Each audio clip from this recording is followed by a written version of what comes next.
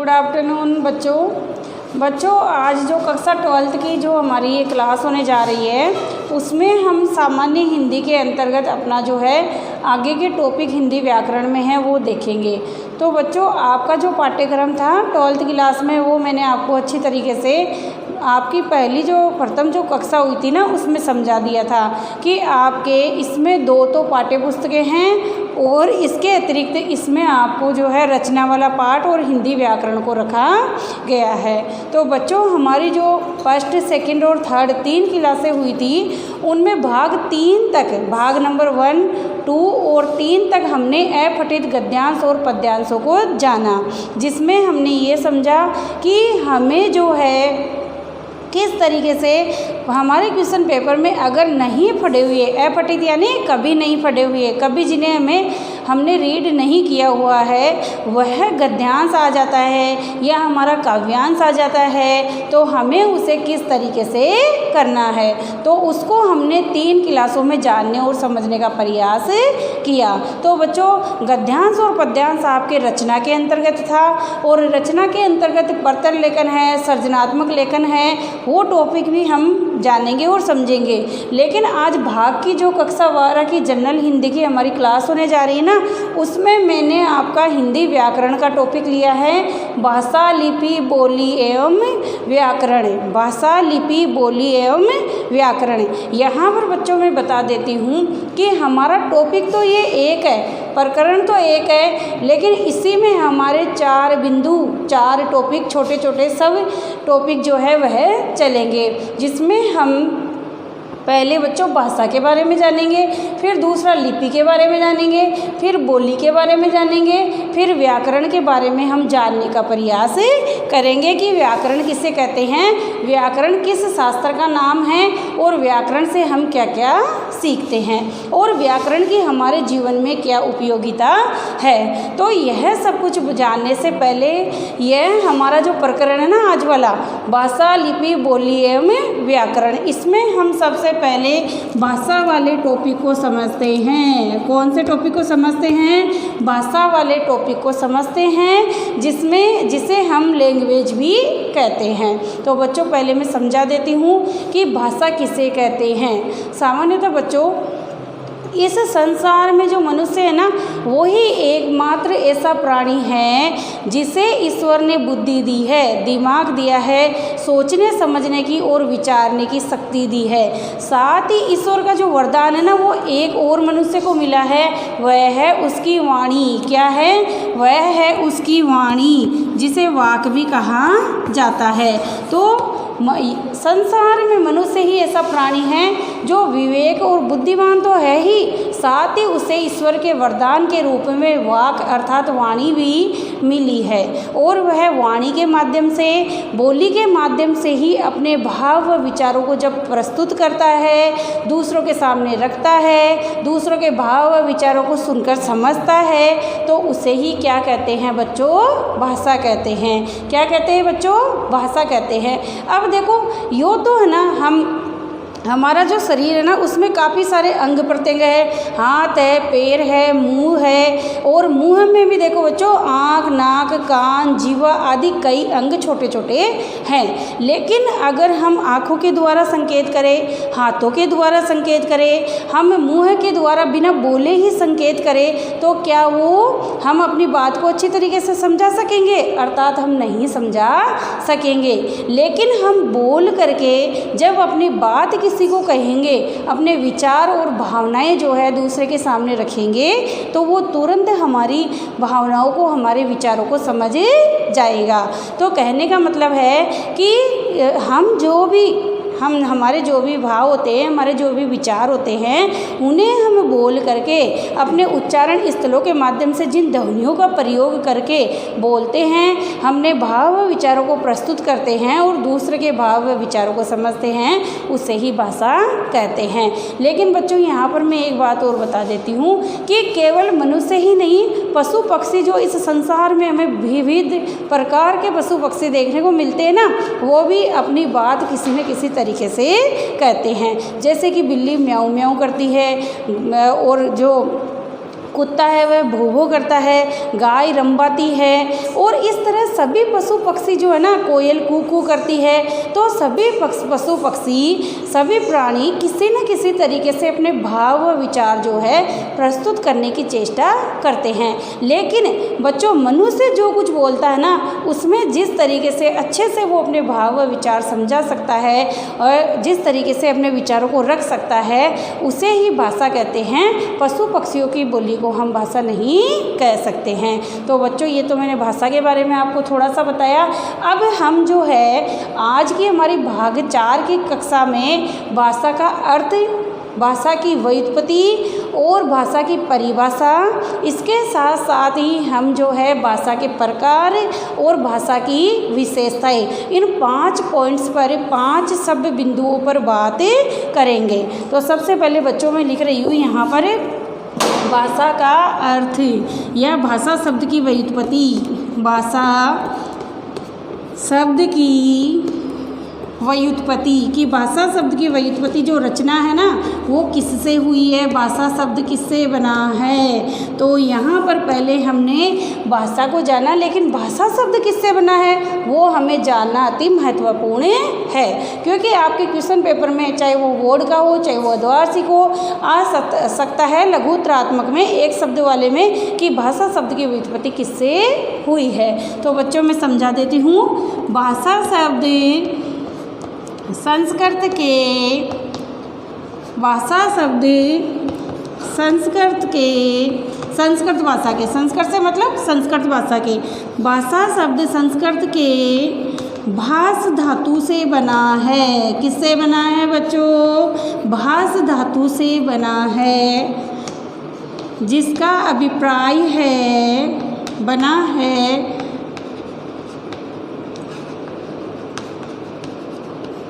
जिसका तात्पर्य है व्यक्तवाणी। क्या है? व्यक्तवाणी। और व्यक्तवाणी किसकी? मनुष्य की। तो ये तो मैंने पहले भाषा शब्द का अर्थ यहाँ पर लिखा है। तो आपको ध्यान रखना है कि भाषा शब्द की व्युत्पत्ति जो रचना हुई है वह संस्कृत के कौन से धातु से हुई है बच्चों? भाष धातु से। कौन से धातु से हुई है? भाष धातु से हुई है। और भाष का अर्थ होता है व्यक्तवाणी या व्यक्त वाक या व्यक्त बोली। तो इसका मतलब यह है कि मनुष्य, बच्चों की मनुष्य जो कुछ भी अपने मुंह से बोलता है वही क्या कहलाता है? उसे ही व्यक्तवाणी कहते हैं। अर्थात मनुष्य की अभिव्यक्ति ही भाषा है। और भाषा शब्द जो है संस्कृत के भाष धातु से बना है। अब हम देखते हैं भाषा की परिभाषा। भाषा की परिभाषा, तो भाषा की परिभाषा जो है ना, शॉर्टकट में छोटी सी जो परिभाषा है ना, वो इस तरीके से है। जिस माध्यम से मानव अपने मन के भावों एवं विचारों को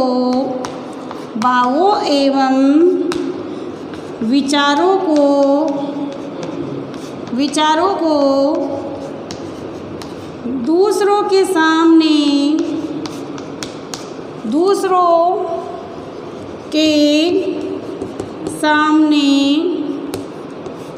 संप्रेषित करता है उसे ही भाषा कहते हैं। उसे ही भाषा कहते हैं। क्या कहते हैं? उसे ही भाषा कहते हैं। तो परिभाषा में मैंने लिखा है कि जिस माध्यम से मनुष्य या मानव अपने मन के भाव एवं विचारों को दूसरों के सामने संप्रेषित करता है, यहाँ पर शब्द है संप्रेषित करता है, उसे ही भाषा कहते हैं। तो संप्रेषित का अर्थ होता है बच्चों कम्युनिकेशन। क्या होता है? कम्युनिकेशन या संचार करना, अर्थात व्यक्त करना। मान लो कि आपके घर पर कोई आया है और अगर वो व्यक्ति आया है और वो आपको कुछ कहना चाह रहा है तो वह बोलकर ही अपनी बात आपको कहेगा, और आप भी बोलकर उसे उसकी बात जो है समझेंगे, उसे समझाएंगे, उसे बातचीत करेंगे। तो जिस माध्यम से, जिस सोर्सेस से, जिस स्रोत से हम अपने भाव विचारों को व्यक्त करते हैं, दूसरों के भाव विचारों को समझते हैं, उसी कम्युनिकेशन, उसी संप्रेषण को, संचार को बच्चों क्या कहते हैं? भाषा कहा जाता है। अब बच्चों ये तो भाषा की परिभाषा गाडगिल ने, महात्मा गांधी ने, डॉक्टर बाबूराम सक्सेना ने और डॉक्टर रामकुमार सेन ने काफ़ी सारी परिभाषाएं दी है, लेकिन इसमें सबसे जो महत्वपूर्ण परिभाषा है ना, वो डॉक्टर भोलानाथ तिवारी की है। क्योंकि बच्चों डॉक्टर भोलानाथ तिवारी ने भाषा विज्ञान में पूरे भाषा का जो विज्ञान है ना, उसको रखा है, उसे अच्छी तरीके से समझाया है। लेकिन हम छोटी सी परिभाषा यहाँ पर लेते हैं डॉक्टर सुकुमार सेन के अनुसार, कि बच्चों डॉक्टर सुकुमार सेन ने क्या कहा है। डॉक्टर सुकुमार सेन के अनुसार, डॉक्टर सुकुमार सेन ने कहा है, अर्थवान कंठोद्रिगण ध्वनि समिष्ट ही भाषा है। ध्वनि समिष्ट ही भाषा है। क्या है? अर्थवान कंठोद्रिगण ध्वनि समिष्ट ही भाषा है। तो छोटी सी परिभाषा डॉक्टर सुकुमार सेन ने, जो भाषा विशेषज्ञ हैं, उन्होंने दी है कि अर्थवान कंठोद्रिगण ध्वनि समिष्ट ही भाषा है। यहाँ पर बच्चों दो जो शब्द आए ना, उसका अर्थ है, पहला है अर्थवान, दूसरा है कंठोद्रिगण, तीसरा है इसमें समिष्टि। ये तीनों जो है इनको हम समझते हैं। अर्थवान का अर्थ होता है बच्चों सार्थक। क्या होता है? जो सार्थक अर्थ देता है, जिसका कोई मतलब निकलता है, अभिप्राय निकलता है। और कंठोद्रिगण यानी गले से निकली हुई, गले से निकले हुई या गले से निकली हुई ध्वनि यानी ध्वनियों की समिष्टि यानी समूह को ही क्या कहा जाता है? भाषा कहा जाता है। तो इसका जब हम अर्थ देखते हैं ना, तो इस तरीके से होता है, मानव के गले से या कंठ से निकली हुई सार्थक ध्वनियों का जो समूह होता है ना, उसे ही क्या कहा जाता है? भाषा कहा जाता है। तो ये छोटी सी परिभाषा बच्चों आपको याद करनी है कि डॉक्टर सुकुमार सेन ने भाषा की परिभाषा देते हुए लिखा है, या डॉक्टर सुकुमार सेन के अनुसार अर्थवान कंठोद्रिगण ध्वनि समिष्टि ही भाषा है। यह आपको याद रखना है। और बच्चों हम जब परिभाषा लिखते हैं ना, तो ये डबल उद्धरण चिन्ह में लिखी जाती है। किस में लिखी जाती है? डबल उद्धरण चिन्ह में लिखी जाती है। फिर मैं दूसरी परिभाषा आपको समझाती हूँ। डॉक्टर बाबूराम सक्सेना के अनुसार, किसके अनुसार? डॉक्टर बाबूराम सक्सेना के अनुसार। तो इन्होंने कहा है कि जिस माध्यम से मनुष्य परस्पर यानी आपस में परस्पर अपने भावों एवं विचारों का विनियम यानी आदान प्रदान, विनियम यानी आदान प्रदान करता है, उसे ही भाषा कहते हैं। उसे ही क्या कहते हैं? भाषा कहते हैं। तो देखो डॉक्टर बाबूराम सक्सेना ने भी छोटी सी परिभाषा दी है कि जिस माध्यम से मनुष्य अपने भावों एवं विचारों का परस्पर विनिमय यानी आदान प्रदान करता है, उसे ही क्या कहते हैं? भाषा कहते हैं। तो बच्चों पहले हमने भाषा के बारे में जाना, फिर भाषा की व्युत्पत्ति के बारे में जाना कि भाषा शब्द की उत्पत्ति भाष धातु से हुई है, जिसका अर्थ होता है व्यक्त वाणी। और बच्चों जो महाभाष्यकार है ना पतंजलि, उन्होंने कहा है कि मनुष्य के द्वारा व्यक्त वाणी ही भाषा है। उन्होंने भी शॉर्टकट में छोटी सी परिभाषा दी है, संक्षिप्त में कि मनुष्य के द्वारा व्यक्त वाणी ही वाक या भाषा या भाष कहलाती है। फिर मैंने इसकी जो व्यवस्थित परिभाषा थी वो आपको बताई कि जिस माध्यम से मनुष्य अपने भाव विचारों को व्यक्त करता है, दूसरों के सामने प्रकट करता है, दूसरों के भाव विचारों को समझता है, उसे ही भाषा कहते हैं। फिर दो परिभाषा लिखी डॉक्टर सुकुमार और बाबूराम के अनुसार, जिसमें डॉक्टर सुकुमार ने कहा कि अर्थवान कंठो उद्रीगण अर्थात मानव के गले से निकली हुई सार्थक ध्वनियों का समूह ही भाषा कहलाता है। ठीक इसी तरह डॉक्टर बाबूराम सक्सेना ने भी परिभाषा दी कि जिस माध्यम से मनुष्य अपने विचारों का आदान प्रदान करता है ना, उसे ही क्या कहते हैं, भाषा कहते हैं। तो बच्चों पहले हमने भाषा को जाना, भाषा शब्द की व्युत्पत्ति को भी जान लिया, भाषा की परिभाषा को भी हमने जानने का प्रयास किया। अब बच्चों आगे जो है ना, मैं आपको भाषा के जो दो प्रकार है वो आपको बता देती हूँ। यो तो भाषा के बच्चों करीबन 10 से लेके 12 तक मुख्य प्रकार माने जाते हैं, लेकिन भाषा के जो मुख्य प्रकार होते हैं ना, उन्हें हम जानने का प्रयास करते हैं, उन्हें हमें समझते हैं। तो बच्चों भाषा के जो मुख्य प्रकार है उनमें 2 प्रकार मुख्य हैं। भाषा के प्रकार क्या है, भाषा के प्रकार या भेद। तो हम समझते हैं कि भाषा के वो 2 भेद या प्रकार कौन से हैं। पहला है यहाँ पर मौखिक, पहला क्या है, मौखिक भाषा, पहला है मौखिक भाषा और दूसरा है यहाँ पर लिखित भाषा। 2 प्रकार या 2 भेद मैंने लिखे हैं। पहला मैंने लिखा है मौखिक भाषा, दूसरा मैंने लिखा है लिखित भाषा। तो बच्चों भाषा के 2 प्रकार मुख्य होते हैं। इसके अतिरिक्त भी बच्चों भाषा के 8 या 8 से लेके कोई 8 मानते हैं, कोई 10 और कोई 12 मानते हैं। तो वो प्रकार हम आगे देखेंगे, लेकिन पहले हम मौखिक और लिखित को जान लेते हैं। देखो बच्चों मौखिक भाषा वह होती है जो हम मुँह के द्वारा बोलते हैं। यानी कि आप मान लीजिए कि मैं आपकी ये क्लास ले रही हूँ, तो इस लेक्चर में, इस व्याख्यान में मैं आपको बोल करके आपका जो टॉपिक है, प्रकरण है, वो समझा रही हूँ। तो ये सब क्या है, मौखिक भाषा है। क्या है, मौखिक भाषा है। और मौखिक भाषा के अंतर्गत बच्चों हम बोलकर ही क्या करते हैं, अपनी भाव विचारों को, बात को रखते हैं और दूसरों की बात को समझते हैं, तो उसे ही मौखिक भाषा कहते हैं। लेकिन बच्चों जो मौखिक भाषा होती है ना, वो कभी स्थायी नहीं होती है। क्या होती है, स्थायी नहीं होती है। क्योंकि मान लो अभी हमने कुछ कहा और 5 मिनट के बाद में हम अपनी बात को बदल दें, तो उसका जो रूप था ना, उसमें क्या होता है, परिवर्तन आ जाता है। मौखिक भाषा स्थायी नहीं होती है, उसके रूप में हमेशा परिवर्तन आ जाता है। इसके अलावा बच्चों मौखिक भाषा के कई सारे उदाहरण जैसे हम समझ सकते हैं।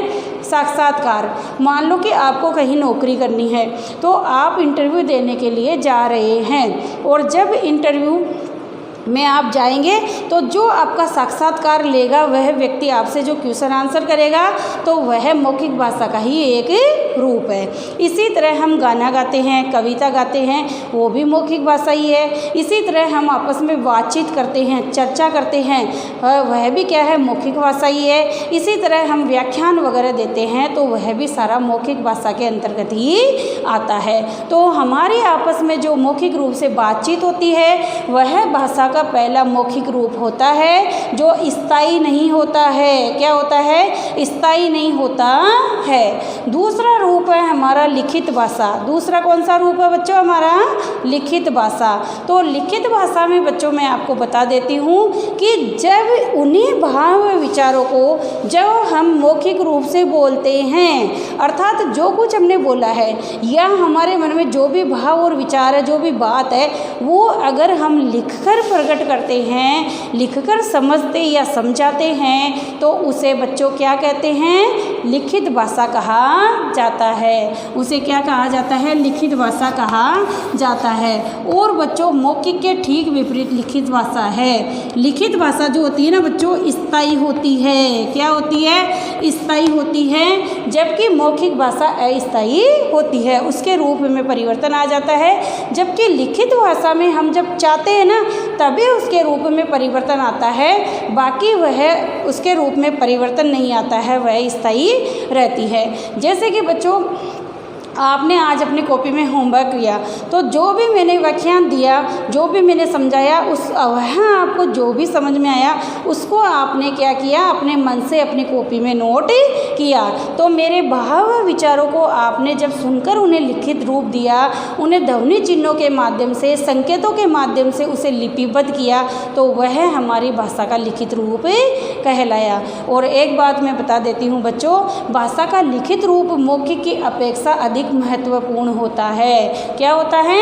मौखिक की अपेक्षा अधिक महत्वपूर्ण होता है, क्योंकि बच्चों मौखिक भाषा के माध्यम, लिखित भाषा के माध्यम से हम अपने भाव विचारों को बहुत समय तक स्थायी रख सकते हैं। क्या कर सकते हैं? बहुत समय तक स्थायी रख सकते हैं। जैसे कि एक उदाहरण के माध्यम से समझते हैं। उदाहरण है हमारा रामचरितमानस। तुलसी की पुस्तक है रामचरितमानस। तो तुलसीदास जी ने लिखी है रामचरितमानस। तो यह बच्चों जो पुस्तक है ना रामचरितमानस, तुलसीदास द्वारा लिखी गई है और इसमें उन्होंने भगवान श्री राम की भक्ति भावना को लेकर 7 कांड भाग रखे हैं और उनके चरित्र का व्याख्यान किया है। लेकिन बच्चों देखो, तुलसीदास जी उस समय थे, इनका जन्म 1589 में हुआ और मृत्यु 1680 में हो चुकी थी। लेकिन उन्होंने भगवान श्री राम से भेंट की या उनके चरित्र को उन्होंने देखा, सुना, समझा, जो कुछ भी था, अगर वो व्याख्यान देके चले जाते तो क्या वो भाव विचार स्थायी रहते? अर्थात वो नहीं रहते। लेकिन इन्होंने सारा जो कुछ भी अपनी भक्ति भावना थी ना, वो सारे अपने पदों में रामचरितमानस नामक पुस्तक में लिखा। अर्थात इन्होंने अपने भाव विचारों को स्थायी रूप दिया। तो पुस्तक उनकी निकलकर सामने आई रामचरितमानस, जिसे आज हम है ना बच्चों 500 साल बाद में भी पढ़ रहे हैं, देख रहे हैं, सुन और समझ रहे हैं और भगवान की भक्ति कर रहे हैं। तो कहने का तात्पर्य है कि लिखित रूप के माध्यम से ही हम अपने भाव विचारों को स्थायी रूप देते हैं और हमारे भाव जो है ना वह पीढ़ी दर पीढ़ी हस्तांतरित होते रहते हैं। तो देखो बच्चों, 500 साल पहले की पुस्तक आज भी पढ़ी है और हम उसे पढ़ रहे हैं, भगवान की भक्ति कर रहे हैं। इसी तरह वाल्मीकि की रामायण को ले सकते हैं, इसी तरह कबीर का बीजक ग्रंथ ले सकते हैं, इसी तरह हम सुरसागर का जो है सूरदास की सुरसागर या सुरसारावली को ले सकते हैं। तो मेरा कहने का अभिप्राय है कि बच्चों कि भाषा का मौखिक रूप स्थायी नहीं होता है और भाषा का लिखित रूप स्थायी होता है। उसके माध्यम से हम अपने बुजुर्गों के भाव विचार है, हम अपने विद्वानों के भाव विचार है, वह जो है आज भी जानते हैं, समझते हैं, उन्हें पढ़ लिख सकते हैं। तो भाषा के मौखिक रूप की अपेक्षा बच्चों भाषा का लिखित रूप अधिक महत्वपूर्ण होता है। तो ये तो बच्चों भाषा के 2 रूप थे जो मैंने आपको समझाए। अब मैं आपको भाषा की जो विशेषताएं है ना वो पॉइंट वाइज बताऊंगी। पहला है भाषा ध्वनियों का सार्थक समूह है। भाषा ध्वनियों का सार्थक समूह है। अब इसमें कहा गया है कि भाषा ध्वनियों का सार्थक समूह है और यही बच्चों परिभाषा में भी कहा गया था, क्योंकि इसमें ध्वनियाँ होती हैं अर्थात जिनका उच्चारण मुँह से होता है, लेकिन जब उन्हें लिख दिया जाता है तो उन्हें वर्ण कहा या लिपि कहा जाता है। और बच्चों हम जो कुछ भी कहते हैं ना उनका कोई ना कोई सार्थक अर्थ यानी मतलब निकलता है। तो भाषा सार्थक ध्वनियों का समूह है। दूसरी बात है कि भाषा के माध्यम से हम अपने विचारों को स्थायी रूप दे सकते हैं। भाषा के माध्यम से हम अपने विचारों को स्थायी रूप दे सकते हैं। तो अगर हम मौखिक उन्हें बोल देंगे तो वो स्थायी नहीं होगा, लेकिन लिखित रूप के माध्यम से हम अपने भाव विचारों को बच्चों स्थायी रूप देकर उन्हें पीढ़ियों तक सुरक्षित रख सकते हैं। तीसरा है भाषा गतिशील होती है। भाषा क्या होती है बच्चों? गतिशील होती है। और इसका मतलब यह है कि भाषा के स्वरूप में निरंतर परिवर्तन आता रहता है। तो बच्चों आज से 500 साल पहले अगर विश्व में जो भाषाएं प्रचलित थी ना, आज उनके स्वरूप में काफ़ी परिवर्तन आया है। जैसे कि हम ले लें कि हमारी हिंदी भाषा है वह भारोपीय भाषा परिवार से है ना। कौन से भाषा परिवार से? भारोपीय भाषा परिवार से है। फिर उससे वैदिक संस्कृत निकली, फिर उससे लौकिक संस्कृत निकली, फिर उससे प्राकृत निकली, प्राकृत से फिर पाली निकली, पाली से अपभ्रंश निकली, और अपभ्रंश से आज हमारी आधुनिक हिंदी भाषा और उसकी बोलियाँ जो है बोली जा रही है। तो भाषा का जो स्वरूप होता है ना बच्चों, वह नदी के पानी की तरह होता है जो निरंतर बहता रहता है, अर्थात उसके स्वरूप में निरंतर गतिशीलता रहती है, परिवर्तनशील होता रहता है। फिर इसमें 4 जो पॉइंट है ना, वह है भाषा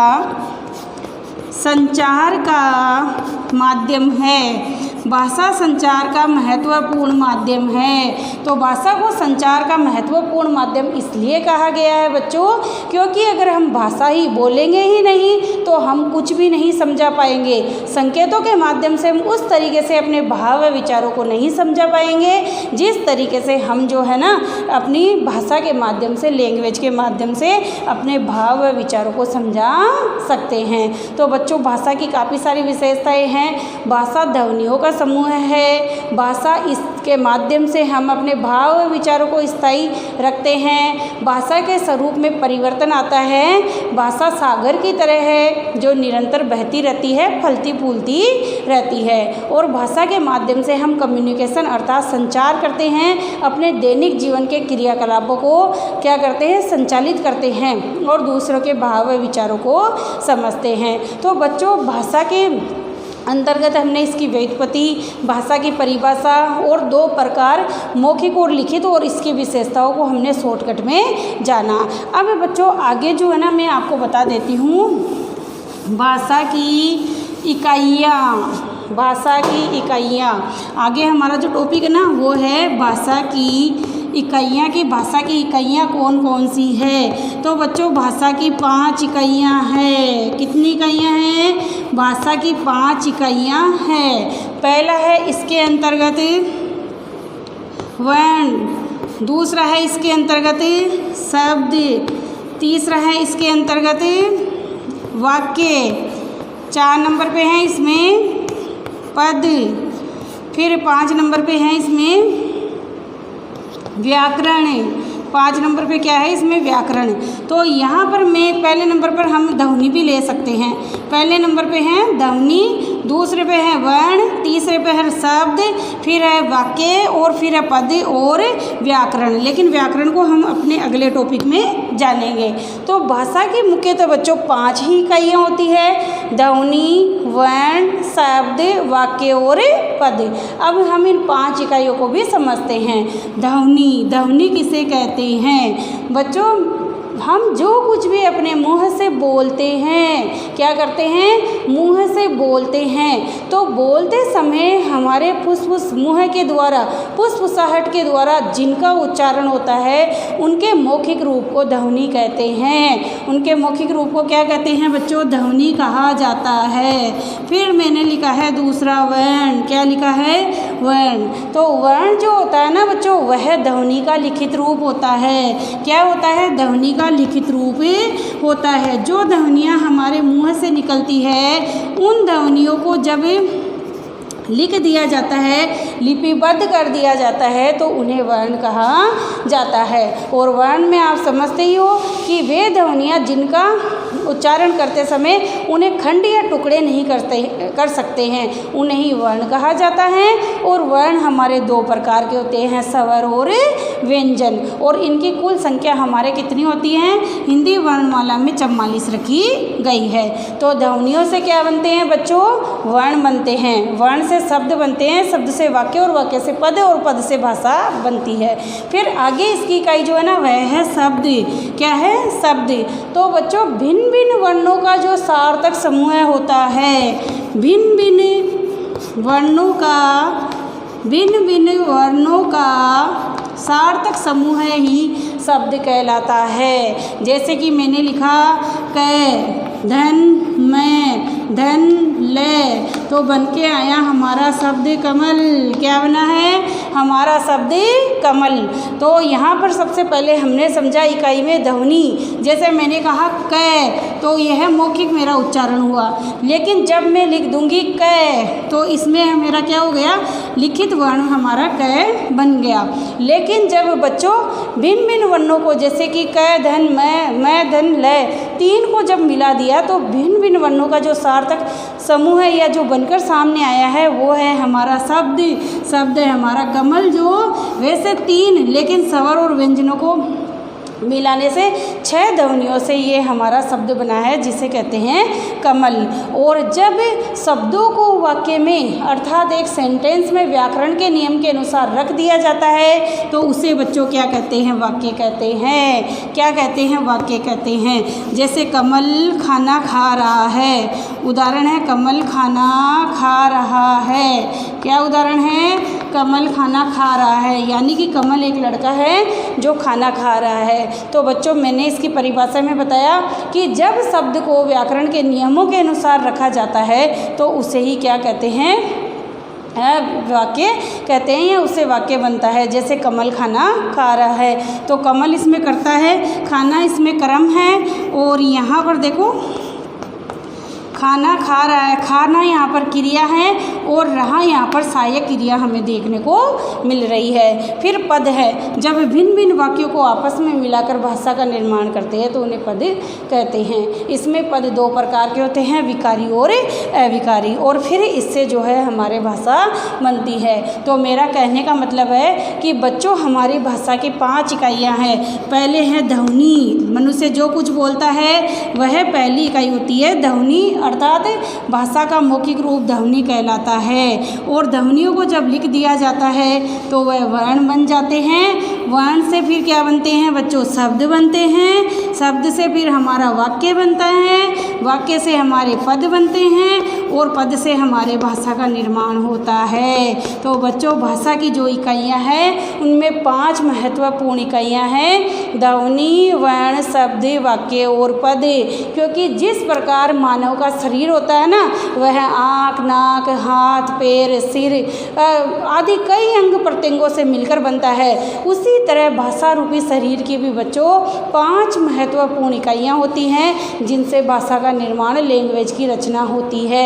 जिसमें मैंने बताया ध्वनि, दूसरा था शब्द, पहला मैंने बताया ध्वनि, दूसरा था हमारा वर्ण, तीसरा था हमारा शब्द, चौथा हमारा वाक्य और 5वां हमारा पद है। तो इन इकाइयों के मेल से ही बच्चों हमारी जो है भाषा बनती है, निरंतर फलती फूलती है या उसकी रचना होती है। तो बच्चों आज भाग 4 की जो हमारी वीडियो क्लास हुई थी उसमें हमारा टॉपिक भाषा, लिपि, बोली और व्याकरण है। तो इसके अंतर्गत आज हमने जो है पहले भाषा वाला टॉपिक लिया है और इसमें हमने भाषा शब्द की व्युत्पत्ति को जाना, फिर संस्कृत के भाष्य बना है, फिर भाषा की परिभाषा जानी, फिर उसके 2 प्रकार मौखिक और लिखित 2 प्रकारों को अच्छी तरीके से जानने और समझने का प्रयास किया।